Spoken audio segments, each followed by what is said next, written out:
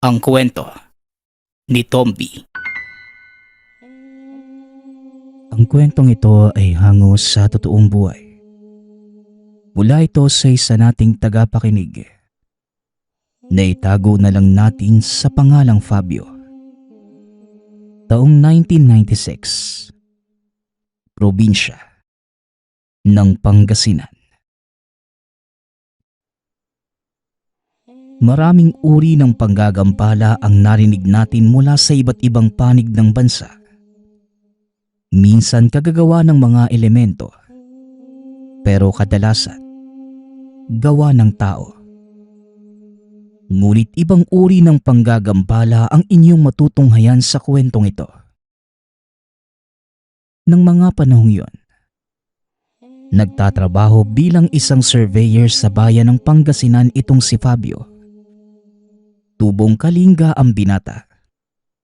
Mula sa pamilya ng mga manggagamot sa kanilang lugar.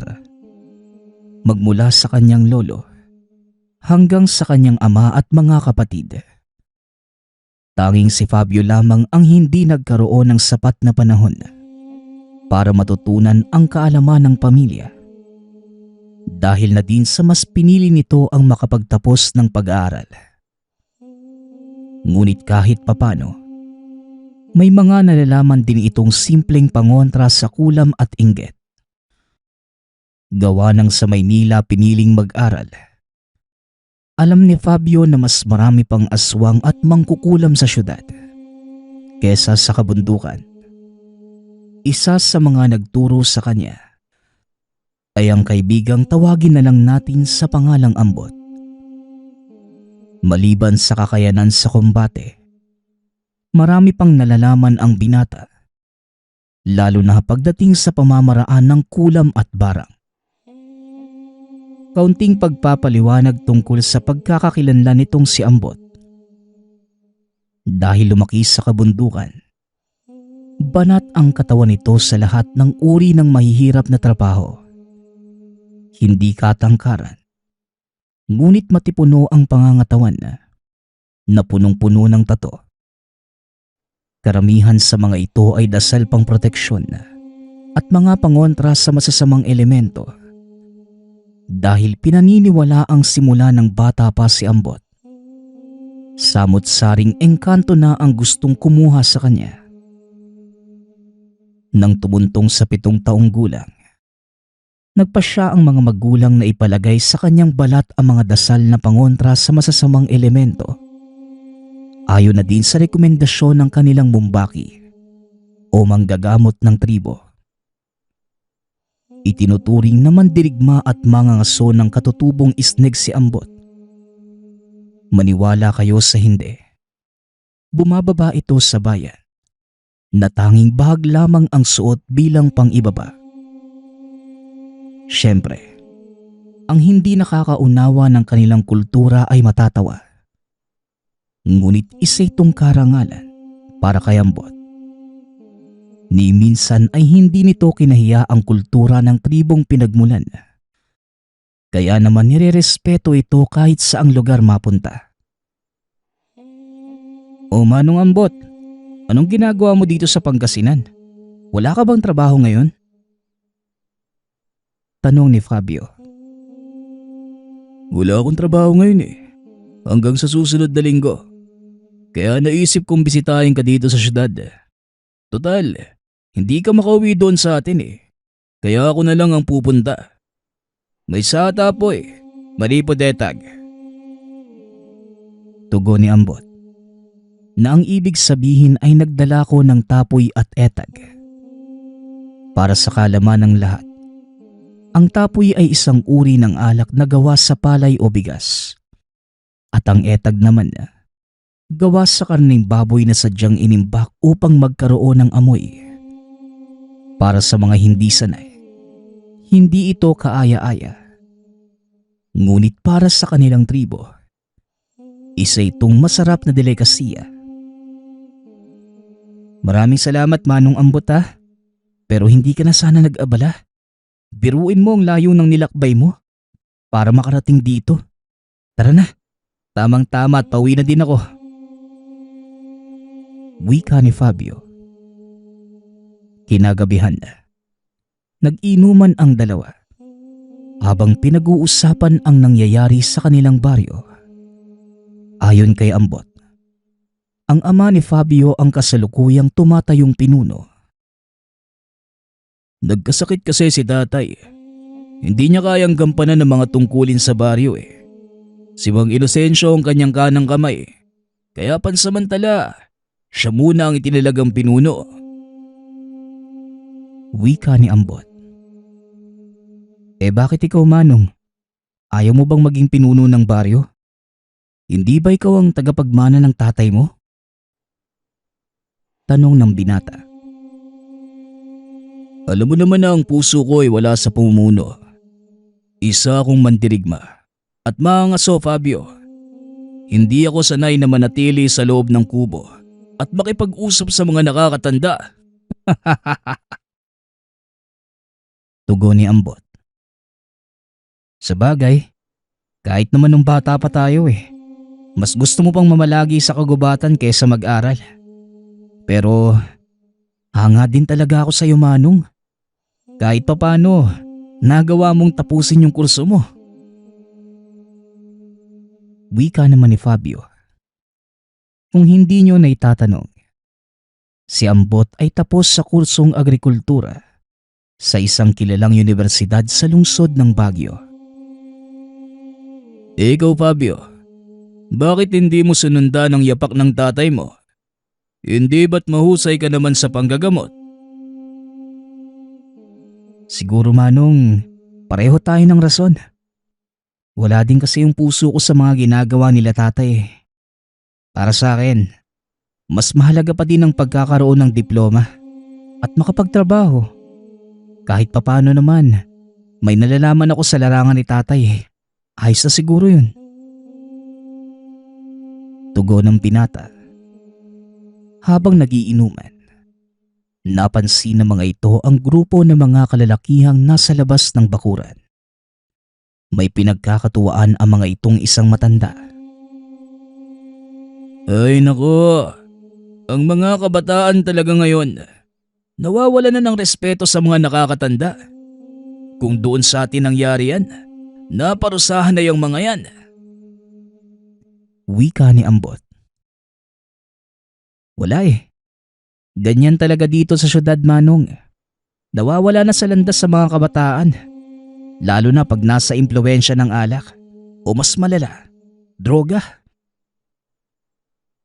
Wika ni Fabio.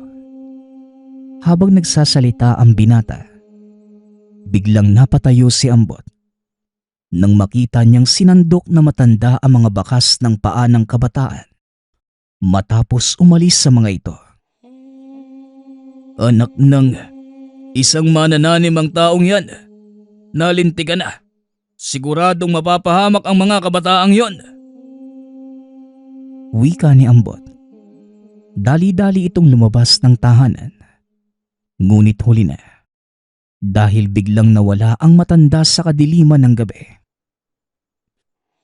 Sigurado ka ba sa sinasabi mo, Manong? Tanong ni Fabio. Oo, Fabio. Paniguradong may mapapabalita sa mga susunod na araw. Alam mo ba kung taga saan ang mga kabataang yon? Tugon ni Ambot. Hindi ako sigurado Malamang taga dito lang din yung mga yan. Palagi ko silang nakikita dito sa kalye. Wika ni Fabio. Kinaumagahan na. Habang nagkakape ang dalawa, muling napadaan ang grupo ng mga kabataan. Laking pagtataka ni Fabio dahil wala namang nangyari sa mga ito. Oh, ayan na yung mga kabataan, Manong. Wala namang nangyari sa kanila. Baka nagkakamali ka lang, Manong. Wika ni Fabio. Hindi, Fabio. Hindi ako maaaring magkamali. Kailan ang sunod na pagbilog ng buwan? Tanong ni Ambot. Baka sa susunod na gabi, Manong. Bakit? Ano naman ang kinalaman ng pagbilog ng buwan sa mga kabataang yan? Malaki, Fabio. Dahil kailangan ng manananim ang sinag ng bilog na buwan para isagawa ang kanyang ritual. Tugon ni Ambot. Sa mga hindi nakakaalam, ang manananim ay isang uri ng mangkukulam. Ngunit taliwas sa pangkaraniwang pamamaraan. Hindi gumagamit ng manika o anumang gamit mula sa biktima ang manananim. Tanging bakas na mga paa o yapak ng taong bibiktimahin ang kailangan. Sinusundan dito ang napiling tao. At gamit ang tulos, sinasandok nito ang lupa kung saan nakahulma ang paa ng biktima. Dadalhin niya ito sa lungga. Mag-aantay ng pagbilog ng buwan bago tuluyang isagawa ang ritual. Matapos ipinapatong niya ito sa nagbabagang uling hanggang sa tuluyang mapudpod ang lupa. Sinasabi ding mataas na lagnat o hindi kaya matinding pagkahilo na minsan ay nauuwi sa sobrang sakit ng ulo ang nagiging epekto ng manananim sa kanyang biktima. Karagdagang impormasyon tungkol sa mga manananim. Sinasabi ding kinukolekta nila ang kaluluwa ng mga biktima. Kung sakaling hindi nito kayanin ang tindi ng parusang ibibigay ng manananim. Balik tayo sa kwento. Matindi naman pala ang kakayanan ng mga manananim. Pero bakit ngayon ko lang nalaman to sa'yo, Manong? Tanong ni Fabio. Bihira ang nakakaalam ng kakayanan ng mga manananim. Kakaunti na lang din ang nagsasagawa nito. Dahil sa lahat ng uri ng karunungan, ito ang pinakamahirap pag-aralan. Tugon ni Ambot. May paraan ba para talunin ang mga manananim? Kagaya lang din sila ng mga mangkukulam, Fabio. Maaari mo silang labanan ng pisikal o hindi kaya espiritual. Kaso lang mahirap silang hulihin. Dahil may kakayanan silang maglaho sa dilim. Kagaya ng nangyari kagabi. Kaya walang duda. Isang ang manananim ang matandang nakita nating kagabi. Tugon ni Ambot. Nang araw na yon, naiwang mag-isa si Ambot sa tahanan ni Fabio. Nagmatsyag ito sa paligid at para hindi mahalata, nanghiram ito ng kasuotan ng binata. Pinili ni Ambot na mag-ikot sa kabayanan. Dumaan muna ito sandali sa pinagtatrabahuhan ni Fabio para magpaalam at kagad na ding tumuloy sa paglilibot. Nakita nito ang mga kabataang nang-api sa matanda at kahit nakasuot na ito ng normal, hindi pa din siya nakaligtas sa mga mata ng kabataang ito dahil sa napakahaba nitong buhok at mga tattoo sa braso. Uy mga pare, tignan nyo. Bordado. Manong, tagasan ka? Kakalabas mo lang ba? Wika ng isa sa mga kabataan. Oo, kakalabas ko lang. Bakit? Anong kailangan mo? Tugon ni Ambot. Sinasakyan nito ang mga kabataan para makuha ang loob at makinig sa kanya. Ganun po ba? Seryoso po kayo? Kakalabas nyo lang ng kulungan? Muling tanong ng binata. Oo nga, ang kulit mo. Ano bang kailangan mo? Tugon ni Ambot. Sinusubukan niya kung pagtitripan din siya ng mga ito. Ngunit tila natatakot ang grupo nang sabihin niyang kakalabas lamang ng kulungan. Wala naman po. Ang ganda kasi ng mga tattoo nyo eh. Doon nyo din po ba yan pinagawa? Tanong ng binata. Hindi. Simula ng bata pa ako, nasa katawan ko na ang mga ito. Alam mo ba kung ano ang mga to? Mga dasal. Pagpapaliwanag ni Ambot. Nakita nito ang interes sa mata ng binata. Kaya kagad niya itong inaya sa isang tindahan para mas makausap ng masinsinan. Salamat sa pamerienda, Manong ha. Ang bait mo pala. Siya nga pala. Sinabi mo kanina na dasal ang mga tattoo mo sa katawan. Anong klaseng dasal naman po yan, Manong? Pangproteksyon laban sa kulam at iba pang pananakit na gawa ng tao. Tugon ni Ambot. Inaasahan itong hindi maniniwala ang binata sa mga sinasabi niya. Ngunit kabaliktaran ang nangyari. Nalabis namang ipinagpasalamat ni Ambot. Talaga po, Manong. Sabi nga po ng lolo ko, marami daw mangkukulam na naglipa na dito sa atin. Mailan na din po akong nabalitaan eh. Wika ng binata. Ganun ba? Kung gusto mo, bibigyan kita ng pangontra. Kayo ng mga kaibigan mo. O sige po, Manong, para hindi na kami tabla ng kulam. O sige, pero sa isang kondisyon ha. Hindi nyo gagamitin ang mga ibibigay ko para manakit. At titigilan nyo na din ang mga biro nyo sa mga tao dito. Lalo sa mga matatanda. Nakita ko kayo nung isang araw. Hindi maganda ang ganong gawain. At ang masamang gawa sa kapwa, paniguradong may mabigat na kabayaran. Pangako po, Manong. Di na po namin ulitin yun. Salamat po ulit ha. Pag-uusap ng mga ito. Matapos ibigay ni Ambot ang mga pangontra sa kabataan, kagad na ding umalis sa mga ito. Nagpa siya nang umuwi ang binata dahil magdidilim na at ayaw nitong mag-alala si Fabio. O Manong Ambot, nandito ka na pala. Ano, kamusta ang syudad? Hindi ba nakakamiss? Tanong ni Fabio. Hindi rin, Fabio. Mas gusto ko pa din ang kapaligiran sa bundok. Pero maiba nga ako. Hindi naman yon ang dahilan kung bakit ako naglibot. Hinahanap ko yung mga kabataan. At swerte na bang nakita ko sila. Ngayong gabi pala ang kabilugan ng buwan. Buti na lang at naiabot ko sa kanila yung mga pangontra. Pero parang kulang sila ng isa eh. Sa pagkakatanda ko, 5 sila nung gabing pinaglaruan nila yung matanda. Tugon ni Ambot. Hindi nga ito nagkamali. Dahil kinabukasan, maagang nagpunta sa kanya si Idong. Lakay Ambot, tulungan niyo po kami. Yung isa naming kaibigan, mukhang nakulam yata. Hindi ko po alam kung ano talaga yung nangyari pero inaapoy po siya ng lagdat simula daw kagabi. At kung ano-ano yung pinagsasasabi. Wika ni Idong. Nagkatinginan ang dalawa. Nagpa siyang puntahan sa tahanan ang sinasabing kaibigan ni Idong.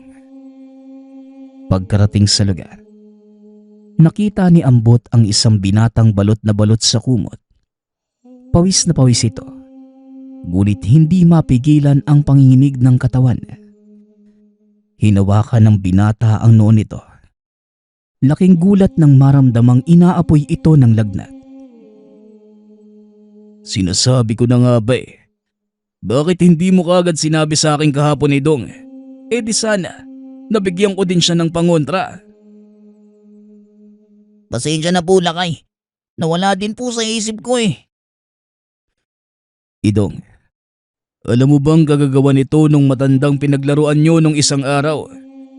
Isa siyang manananim. Wika ni Ambot. Nagulat si Idong sa sinabi nito. Maging ang magulang ng binatang pasyente, hindi makapaniwala sa sinabi ni Ambot. May magagawa ka pa po ba, Lakay? Hindi po namin alam kung sino ang lalapitan eh. Wika ni Idong. Huwag kang mag-alala. Simpleng kaso lang ito. Ang mahalaga, naabutan ko siyang buhay. Dahil kung nagtagal pa siya sa ganitong antas, malamang na ikakamatay ito ng kaibigan mo. Tugon ni Ambot. Kagad na itong kumilos para gamutin ang binata gamit ang kanilang tradisyonal na pamamaraan. Nagawang tanggalin ni Ambot ang sumpa ng manananim. Nasa maayos na siyang kalagayan. Wala na ho kayong dapat ipag-alala. Huwag lang ipapatanggal ang binigay kong pangontra. At Idong, nakita mo na kung ano ang maaaring mangyari sa inyo. Kaya kung uulitin niyo pa ang gawain ninyo, hindi ko na maipapangakong matutulungan ko kayo sa mga susunod. Maliwanag? Wika ni Ambot. Matapos ay kagad nang umuwi ang dalawa. Habang nasa daan, napag-usapan nila ang maaaring mangyari. Alam kong sa ginawa mo, Manong, ikaw ang babalikan ng manananim. Ano ngayon ang balak mong gawin? Tanong ni Fabio. Kung sakaling buweltahan ako ng manananim, wala akong magagawa kundi labanan siya ng harapan. Tugon ni Ambot. Hindi ba kagaya lang din sila ng mga pangkaraniwang mangkukulam? Natatandaan ko kasi si tatay noon na hinuhuli niya ang kaluluwa ng mga nakakalaban niya. Hindi ba pwedeng gawin yun sa mga manananim? Yun ang pinagkaiba nila sa pangkaraniwang mangkukulam. Dahil hindi mo sila mahuhuli. Ginagamit nila bilang panangga ang kaluluwa ng mga biktima nila. Kaya ang tanging paraan para matalo sila ay pisikal na labanan. Tugon ni Ambot. Ngunit alam din nito ang panganib na maaaring idulot ng pakikipagharap sa isang manananim. Mukhang kakailanganin mo na matinding kakampi dito, Manong ah. Wika ni Fabio. Naisip ko na nga din yan, Fabio eh. Kaso hindi ko alam kung may makukuha akong tulong mula sa atin. Lalo pat abala ang tatay mo sa pag-aasikaso ng tribo. Tugon ni Ambot. Siguro sa ngayon, mag-antay na lang tayo ng susunod na gagawin ng manananim. Kung sakali mang kumprontahin ka niya, edi saka natin isipin kung ano ang gagawin. Parang gawain ng tamad. Pero wala akong maisip na paraan eh. Kundi sundin ang sinabi mo, Fabio. Kaya sa ngayon, yun lang muna ang pwede nating gawin. Tugon ni Ambot. Matapos ang gabing yun, wala namang nangyaring kakaiba. Nagpatuloy sa pagtatrabaho si Fabio. Samantalang si Ambot naman, pinili munang bumalik sa kanilang baryo. Masyadong nagpakakampante si Fabio na walang mangyayari sa kanya dahil hindi naman ito nagkaroon ng koneksyon sa manananim. Ngunit nagtataka ang binata nang bigla na lang siyang nakaramdam ng panghihina ng katawan at mataas na lagnat. Kasalukuyan siyang nasa trabaho ng mga sandaling yon. Kaya kagad itong nagpunta sa kanilang klinika para magpatingin. Ngunit pagkarating doon, sinabihan siya ng doktor na walang problema sa kanyang katawan. Imposible naman yun, Dok. Nilalagnat po ko. Paano mo nasabing walang mali sa akin? Tanong ni Fabio. Sa'yo nang nakikita ko, Fabio. Kung gusto mo, pwede kitang bigyan ng ilang araw na bakasyon. Magpasuri ka sa espesyalista.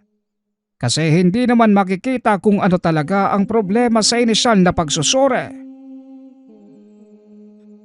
Tugon ng doktor. Sige na nga lang. Siguro nga, kailangan kong gawin yun, Dok. Wika ng binata. Kinabukasan kagad na aprubahan ng opisina ang bakasyon ni Fabio.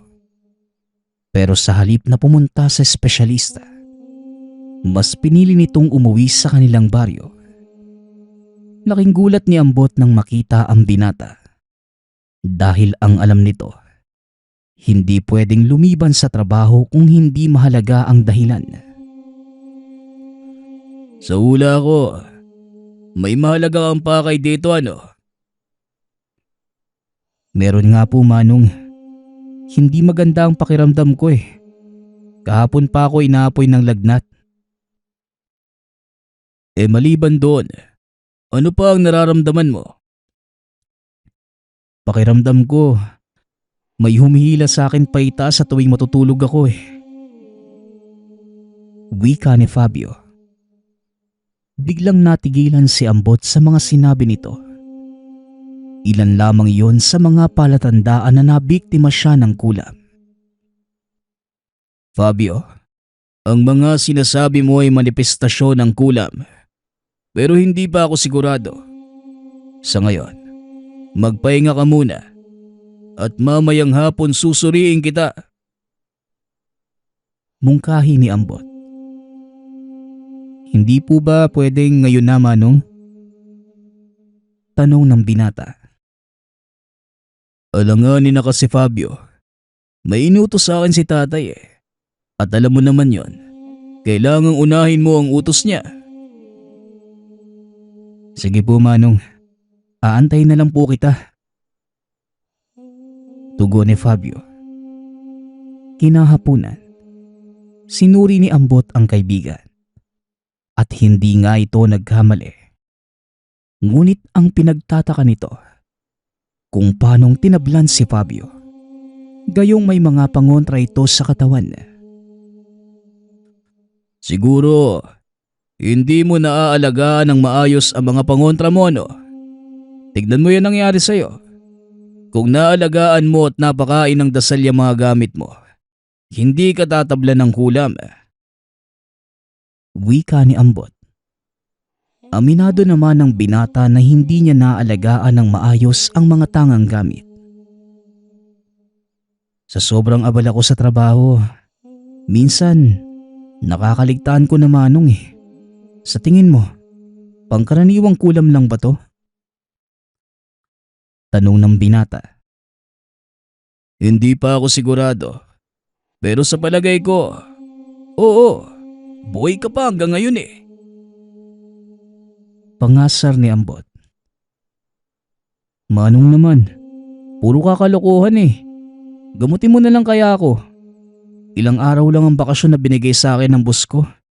Kaya kailangan ko din bumalik ng bayang kinabukasan. Tugon ni Fabio. Ngunit sa kalagitnaan ng kanilang pag-uusap, dumating ang ama ng binata. O Fabio, nandito ka pala. Tignan mo yan.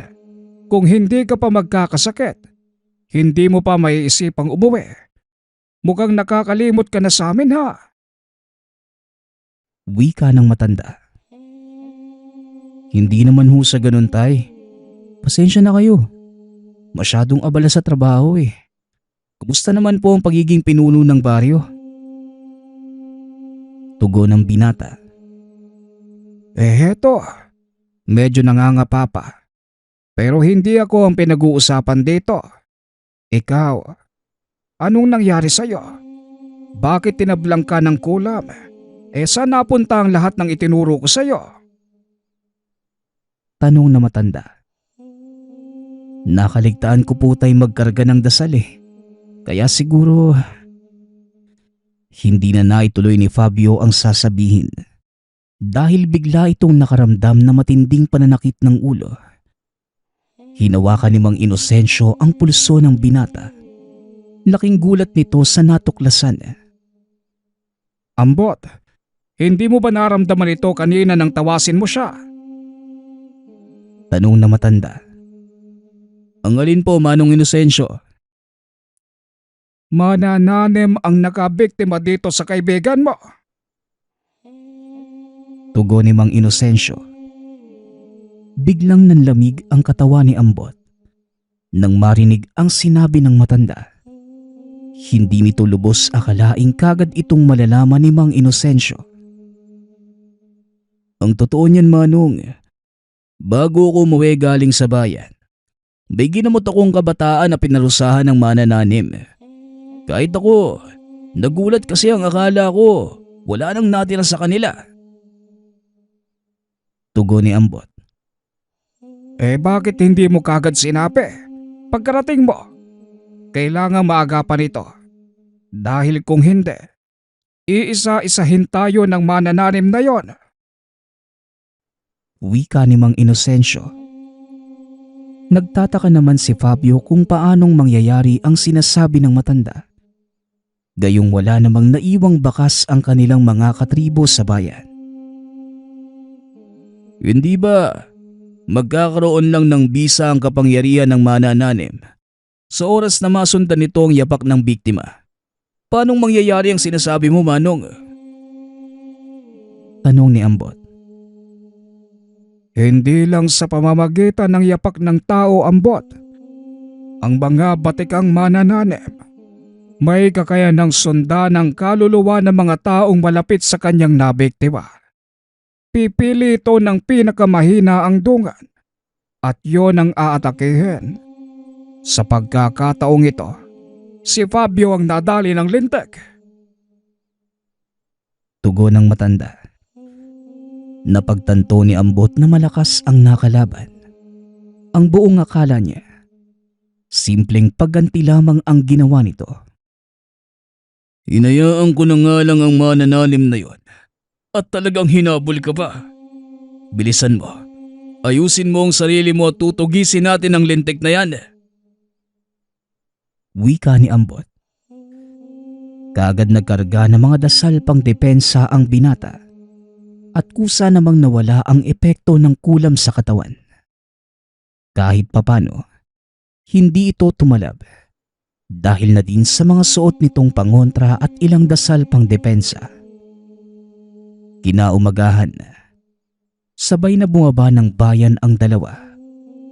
Bago tumuloy ay may binigay na panuto si Mang Inocencio sa dalawang binata. Tatandaan ninyo, hindi pwedeng basta-bastang kumprontahin ang isang manananim. Masyado silang tuso, maliban sa hindi sila magpapakita sa inyo. Wala din kayong paraan para mahuli ang kaluluwa niya. Hindi na naituloy ng matanda ang sasabihin dahil dinugtungan na ito ni Ambot. Ginagawa niyang panangga ang mga kaluluwang kinolekta at ito ang kadalasang nauhuli ng mga manggagamot na kumakalaban sa kanya. Alam na po namin yan, Manong. Sabat ng binata. Mabuti naman kung ganon. Makinig kayo sa susunod kong sasabihin. Isa lang ang paraan para mahuli ang manananim. Kailangan may kaalaman ka din sa kulam. Wika ni Mang Inocencio. Nanlaki ang mga mata ni Ambot dahil isa ito sa mga itinuro sa kanya ng ama. Mukhang magagamit ko na ang kalamang itinuro ni Tatang sa akin Wika ni Ambot. Oo, pero tandaan mo, Ambot, huwag kang magpapadala sa emosyon at sa kung anumang magandang pakiramdam na mararanasan mo habang sinasagawa ang paghuli sa manananim dahil maaari niya itong gamitin laban sa iyo. Tandaan mo, tuso ang mga manananim at hindi lang ikaw ang may kaalaman sa kulam. Isang bagay pa, bago kayo tumuloy, isa sa inyo ang mananatiling nakaantabay at ikaw yon, Fabio. Sa oras na madala si Ambot sa pangbubuyo ng kalaban, huwag kang magdadalawang isip na patayin siya. Pagsasalaysay na matanda. Hindi nakapagsalita si Fabio at napatango na lamang. Ngunit sa kaloob-looban ng binata, wala itong lakas na gawin ang sinasabi ng matanda. Habang nasa biyahe, tahimik lamang ang dalawa. Napagtanto ni Fabio kung gaano kaseryoso ang kinakaharap na problema. Umabot pa sa puntong maaari niyang patayin ang sariling kaibigan kung sakaling bumaliktad ang sitwasyon. Fabio, tandaan mo ang mga sinabi ni Mang Inocencio. Huwag kang magdadalawang isip na patayin ako. kung sakaling masakop ng manananim ang kaluluwa ko. Wika ni Ambot. Hindi pa rin makapagsalita si Fabio. Nanatili itong tahimik habang nasa biyahe. Ilang minuto lang ay nakarating na sila sa bayan. Saka pa lamang nagsalita ang binata. Mauna ka na sa bahay, Manong. Heto ang susi oh. Kailangan ko munang dumaan sa opisina. Wika ni Fabio. Hindi na nagtanong pa si Ambot. Kaagad na itong tumuloy sa tahanan ni Fabio. Pagkarating sa opisina, muling nagpaalam ang binatang liliban ng 2 araw para lubusang makapagpagaling. Pinayagan naman ito ng amo. Dali-daling umuwi si Fabio at habang nasa daan, napansin nito ang matandang pinaglalaruan ng mga kabataan. Tignan mo nga naman. Sino mag-aakalang makikita ko dito ang matandang to? Ikaw ang dahilan ng lahat ng to. Kaya humanda ka sa akin. Wika ng binata. Nakaligtaan nito ang mga bili ng ama. Walang pagdadalawang isip na sinunda ng matanda. Linggid sa kalaman nito na isa sa mga patibong ng kalaban ang kanyang sinusuong. Nakita niya itong pumasok sa isang eskinita sa pag-aakalang matutunto nito ang lungga ng manananib. Walang pagdadalawang isip niyang sinunda ng matanda. Ngunit sa kasamaang palad, hindi ito naabutan ng binata. Wala ng tao sa gawing yon. Wala ding ibang lulusutan. Kaya nagtataka si Fabio kung saan ito maaaring pumunta. Akmang babalik na sana nang biglang makarinig ng boses. Muling napahinto sa paglalakad ang binata at hinanap kung saan ito nagmumula. Mukhang naliligaw ka yata, binata. Anong kailangan mo? At bakit mo ako sinusundan? Tanong ng boses. Magpakita ka. Makipagtoos ka sa akin. Kung talagang matapang ka at sa tingin mo malakas ka, bakit hindi mo patunayan? Palibhasa, sanay ka lang sa patalikod na laban eh. Paghamon ni Fabio na pinakamalaki nitong pagkakamali.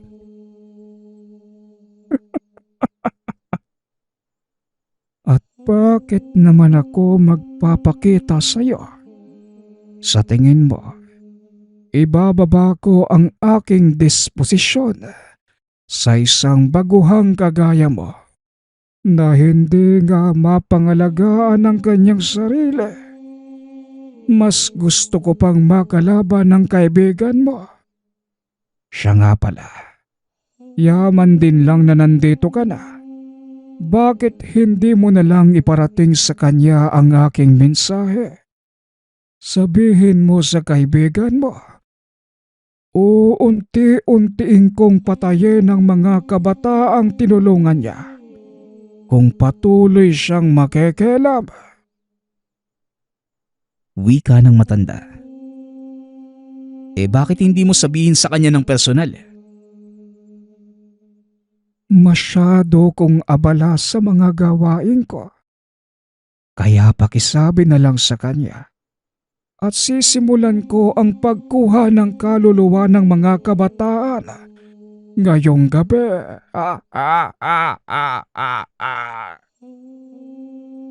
Tugon ng matanda. Matapos ay kagad na ding nawala ang boses. Sa isip-isip ni Fabio, tila mas lalo lang niyang pinalala ang sitwasyon. Dali-dali itong umuwi ng tahanan. Sinabi kay Ambot ang mga nangyari. Hindi ka talaga nakikinig kahit kailan eh, no? Ano bang pumasok sa utak mo at mag-isa mo siyang sinundan? Alam mo namang tuso ang matandang yon. Gayunpaman, wala na tayong magagawa. Nangyari na eh. Samahan mo ko.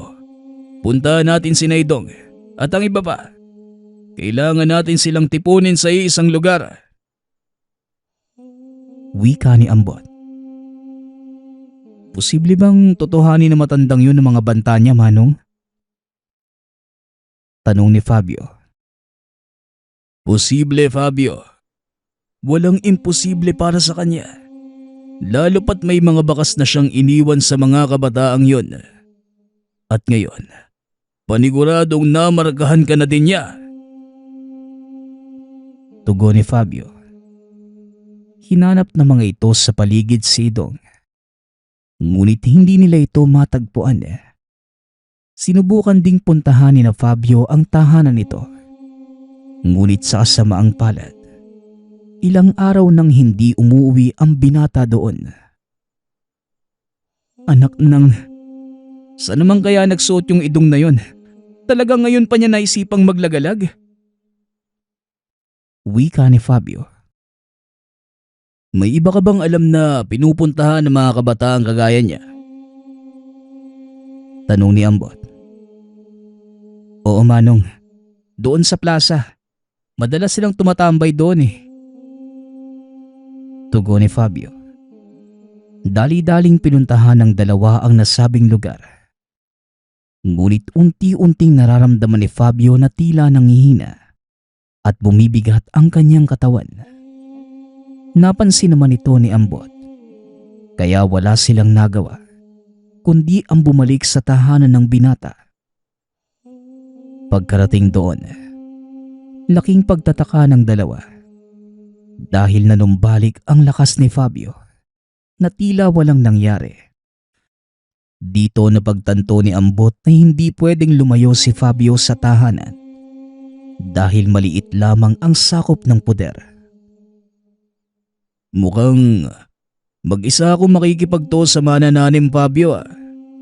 Hindi ka pwedeng umalis sa bahay. Delikado magiging lagay mo sa oras daw umalis ka. Wika ni Ambot. Pero paanong nangyari yun? Ikakarating ko lang galing sa bayan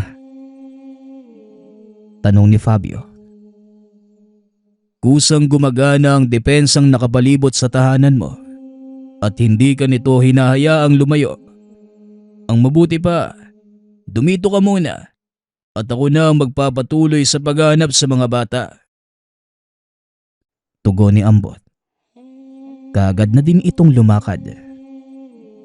Habang wala ang kaibigan, walang tigil naman ang pagsilip ni Fabio sa bintana.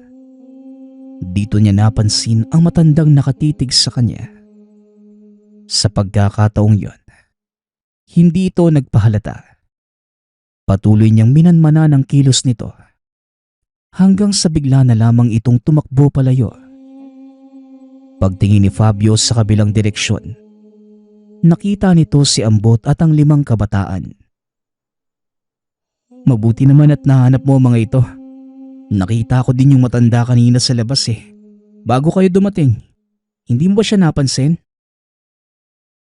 Tanong ni Fabio. Anong sinasabi mo? Hinahabol nga ng matanda mga kabataang to Paanong mapupunta yun dito? Tugon ni Ambot. Mukhang pinaglalaroan tayo ng matandang yun Tama ka, Fabio. May naisip akong paraan.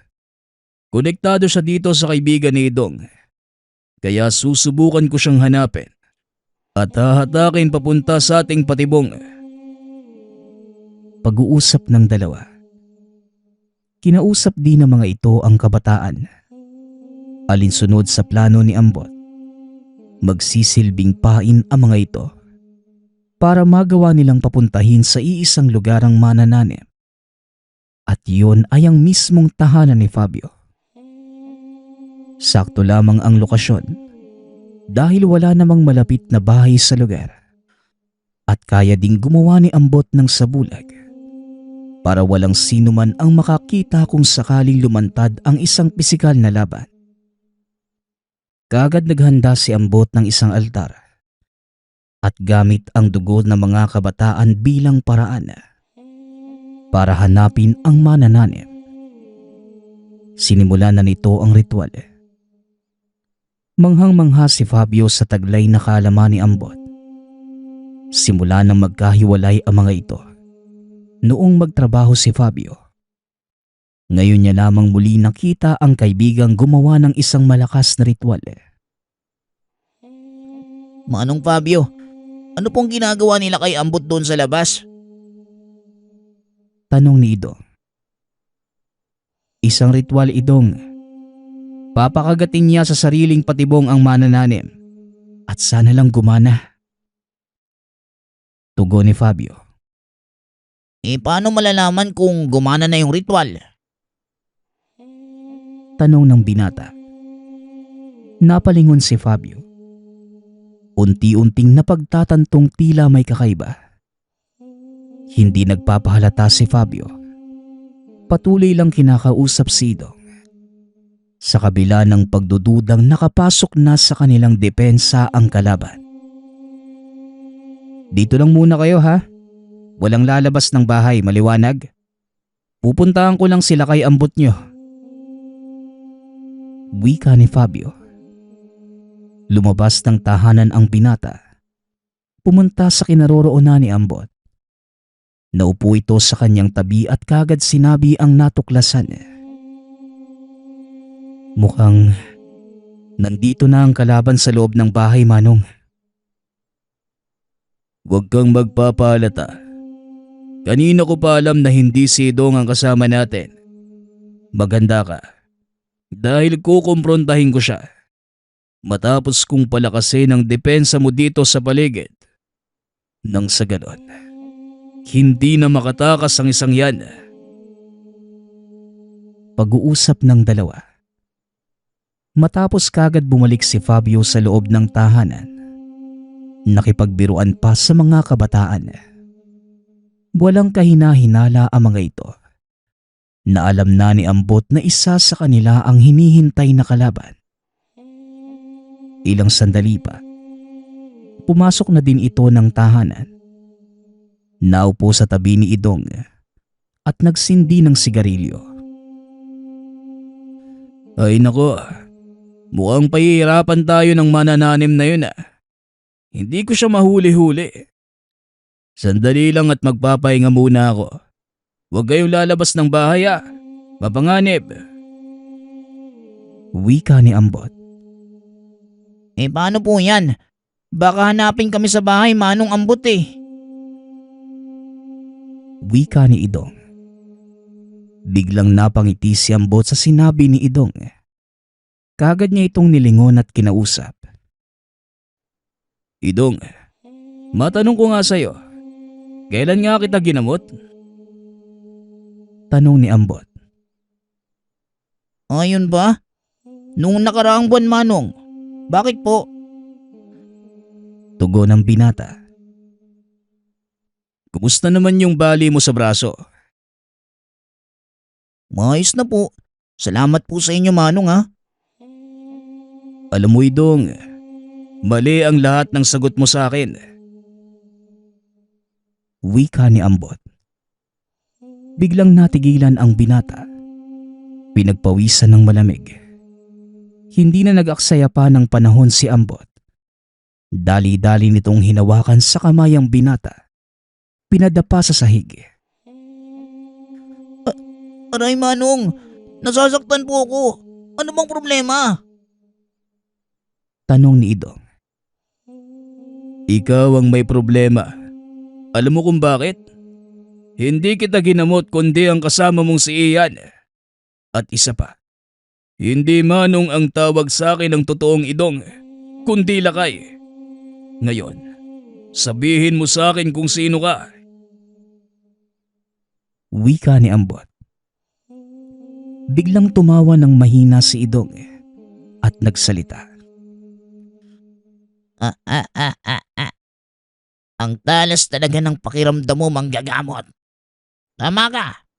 Hindi nga ako ang binatang Sinong. Ang pangalan ko ay Mando. May mensaheng gustong ipabatid sa iyo ang tiyuhin kong si Dandang Herbias. Wika ni Idong. Unti-unting nagbago ang anyo ni Idong. Tumambad sa kanila ang isang payat na lalaki. Mahaba ang buhok at kagaya ni Ambot, may mga dasal din itong nakatattoo sa kanyang braso at katawan.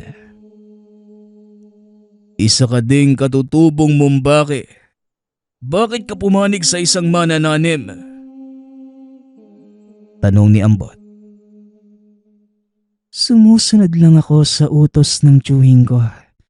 At isa pa, gumaganti lang kami sa ginawang panggugulpe ng mga kabataang yan sa kanya. Tugon ni Mando. Ano ang mensaheng ipinapaabot ng tiyuhin mo? Harapin mo siya sa isang solong labanan. Kayong dalawa lang. Walang makikialam. Tugon ni Mando. Akmang magsasalita pa sana si Ambot nang bigla namang may kung sinong sumagot mula sa labas ng bahay. Sabihin mo sa tiyuhin mo. Tinatanggap ni Ambot ang hamon.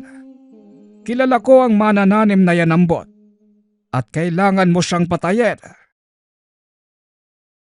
Wika ng matanda sa labas ng bahay. Nagulat ang dalawa nang makita si Mang Inocencio kasama ang ilan sa mga nakakatanda ng kanilang tribo. Naroon din ang ama ni Ambot na si Mang Filemon. Ang manananim na sinasabi ng Tiyo Inocencio mo, ang responsable sa pagkamatay ng ilan sa ating mga mumbake. Kung natatandaan mo ang kaganapang halos umubos sa ating angkan. Wika ni Mang Filemon. Biglang nanumbalik sa binata ang nangyari. Muli nitong naalala ang sakit. Dahil isa sa mga namatay sa kaganapang yun, ang ina at nakababatang kapatid. Kung ganon, iparating mo kay Tandang Herebias na tinatanggap ko ang hamon. Aantayin ko siya. Tugon ni Ambot. Kagad nitong pinakawalan si Mando. Ang akala ko ba, gagamitin niya mga kabataang to para pasukuin ka? Ano bang nangyayari? Tanong ni Fabio. Nawala na siya ng pagpipilian.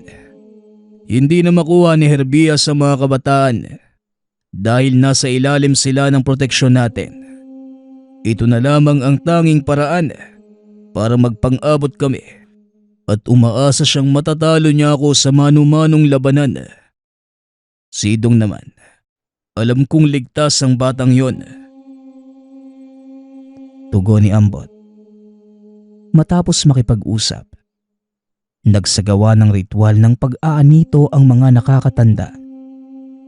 Nagsayaw ang mga ito sa paligid ng apoy habang walang tigil na umaawit ng mga dasal sa kanilang espiritong gabay na si Kabunyan. Nag-alay din ang mga ito ng babaeng usa bilang pasasalamat at paghingi ng patnubay. Sumaiyo ang patnubay ni Kabunyan sa labang ito. At palagi mong tatandaan, kung pumatak man ang dugo mo sa lupa, ialay mo ito sa mga namayapa nating kalahi. Wika ni Mang Filemon. Tinanggal ni Ambot ang kanyang damit pang itaas. Ipinahid sa katawan ang dugo ng usa. Ang dugo ng babaeng usa ang magsisilbing paalala ng karahasang naganap. Isipin mong dugo ito ng iyong mga ninuno. Wika ni Mang Inocencio. Tumungo lang si Ambot sa sinabi ni Mang Inocencio. Dito nasaksihan ni Fabio ang biglaang pagpapalit ng reaksyon sa mukha ng kaibigan. Lalo pa nang titigan siya nito sa hindi malamang dahilan. Biglang nakaramdam na matinding takot ang binata. Huminga ng malalim si Ambot. Kagad na tumayo sa harap ng ginawang siga sa bakuran ni Fabio. Ilang sandali pa may dalawang kataong naglakad papasok. Sa wakas, nagkaharap din tayo. Aaminin ko sa iyo, binata. Malakas ka at nagawa mo kong talunin sa labanang espiritual.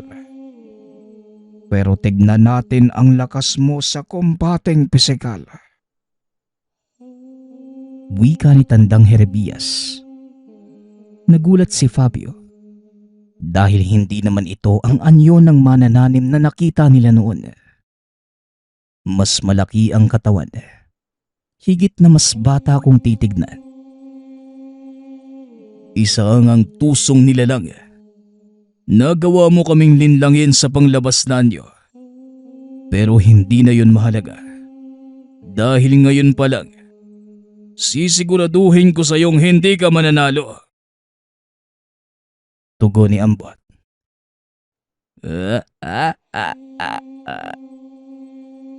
Huwag kang pagkakasiguro, bata. Hindi lang ikaw ang may kakayanang gumamit ng itak. Kahit pagbabato ng dasal ang aking lakas, kaya ko ding makipagsabayan sa kagaya mo pagdating sa labanang pisikal.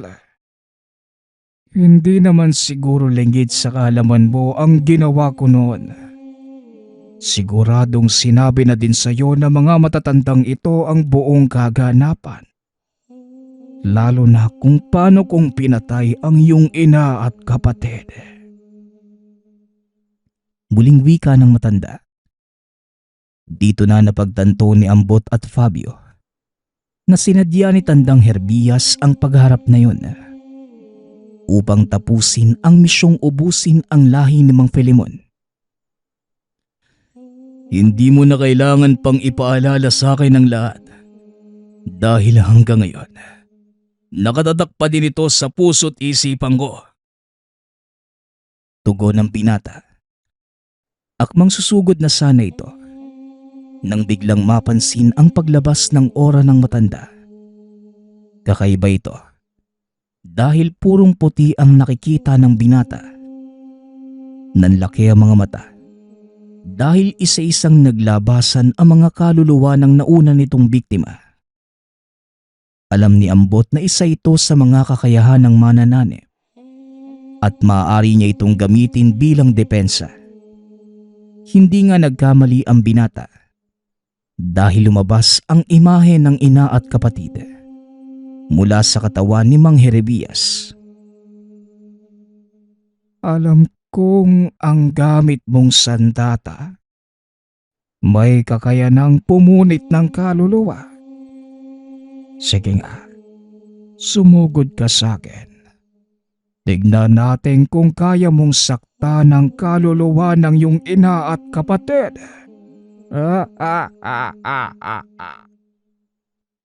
Wika ni Tandang Herebias.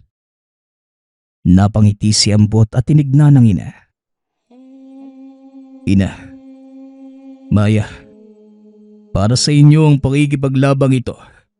Ipinapangako kong papalayain ko kayo mula sa pagkakabilanggo. At ikaw naman, tanda. Sinong may sabi sa iyong gagamit ako ng itak? Tugon ni Ambot. Sabay bitaw sa hawak na sandata. Kinuyom nito ang mga kamao. Walang pagdadalawang isip na sinugod si Tandang Herebias.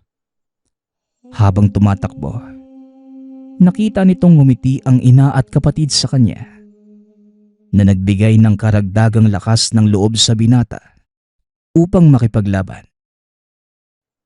Isang malakas na suntok ang tumama sa mukha ni Tandang Herebias.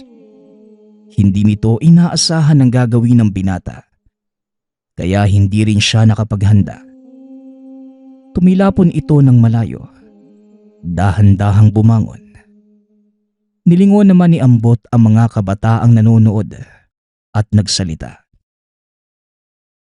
Nakalimutan ko palang sabihin sa inyo. Hindi lang pang proteksyon sa kulam at gambala ang mga dasal sa katawan ko. Nagsisilbi din itong sandata. Wika ni Ambot. Kitang-kita ni Fabio ang saya sa mga kabataan. Maging siya ay hindi makapaniwala sa mga nasasaksihan. Nang makatayo na si Tandang Herbias, muli na namang sumugod ang binata. Nagawa itong saluhin ng matanda. Ngunit napaatras pa din ito ng ilang hakbang. Anong problema? Nasaan na yung pinagmamayabang mong husay sa pakikipaglabang pisikal? Tanong ni Ambot. Hindi na makapagsalita si Tandang Herbias. Dahil ni sa hinagap, hindi nito inaasahang ganong kalakas si Ambot. Saan nanggagaling ang lakas mo? At bakit hindi ko ito nasaksihan sa mga kalahi mong pinatay ko ng walang kahirap-hirap? Tugon ng matanda. Yan ang pinakamalaki mong pagkakamali. Pero sasabihin ko na sa iyo ang dahilan kung bakit ganyang kalakas ang anak ko. Kung nakikita mo ang mga dasal na nakabalot sa katawan niya, yan ay gawa ng mga taong pinatay mo. At bawat isa sa kanila, naglagay ng kapirasong bahagi ng kaluluwa sa mga dasal. Sa makatuwid, ang katawan ni Ambot nagtataglay ng humigit kumulang 100 kaluluwa mula sa mga mandirigma, mga ngaso at mga manggagamot na kagaya ko. Halos mabaliw si Tandang Herbias na mga sandaling yon. Dahil hindi nito lubos akalain, siya mismo ang mahuhulog sa sariling patibong. Dito na magwawakas ang iyong kasamaan. Nagkamali ka ng angkang kinalaban. Magsilbing aral sana ito sa iyo. Kung sakaling makabalik ka man, na huwag mong kakalabanin kaming mga isneg. Wika ni Ambot. Sabay tarak ng maliit na patalim na gawa sa kahoy sa katawan ng matanda. Dahan-dahan itong bumagsak hanggang sa tuluyan ng malagutan ng hininga. Samantalang si Mando naman, hindi na nagawang makatakas dahil kagad din itong napatay ni Mang Inosensyo. Sa wakas, nakamit na din ng iyong ina at kapatid ang katarungan. 10 ng ating mga kalahi. Makakapagpahinga na sila nang matiwasay sa piling ni Kabunyan. Wika ni Mang Filemon. Hindi makapagsalita si Fabio sa mga nasaksihan. Matapos ang pangyayaring yon, paulit-ulit na bumabalik sa isip nito ang mga kaganapan. Lalo na nang ipakita ni Ambot ang totoong lakas. Nakahinga naman ng maluwag ang pamilya ng mga kabataang tinulungan ni Ambot. Laking pasasalamat ng mga ito dahil sa naging tulong ng binata. Ang kaganapang yun din ang nagtulak kay Fabio na tuluyang iwan ang trabaho at yakapin ang mga aral na itinuro ng ama. Sa paglipas ng taon, nahanap ng binata sa kanyang sarili ang matagal nang inaasam na kapayapaan. Napagtanto nito na ang kasiguruhan sa buhay hindi lamang makikita sa material na bagay, kundi sa kung paano kang makukontento sa kung anong meron. Sa kasalukuyan, wala na si Fabio at Ambot. Ngunit nanatili sa puso ng kanilang mga anak ang mga kaganapan. Nagsilbi itong paalala ng kanilang pinagmulan at patuloy na sinasariwa ang kwento sa mga sumunod pang henerasyon. Ito ang dahilan kung bakit nyo naririnig ang kasaysayan ni Fabio at Ambot na ni sa hinagap ay walang nag-aakalang mangyayari. Nawa ay nagustuhan nyo ang kwento at sana may napulot kayong aral sa kasaysayang ito. Ang kwento kung paanong tinalo ni Ambot ang isang manananim. Nagpapasalamat nga pala ako sa nagpadala ng ating kwento. Naway nagustuhan niyo ang inyong napakinggan.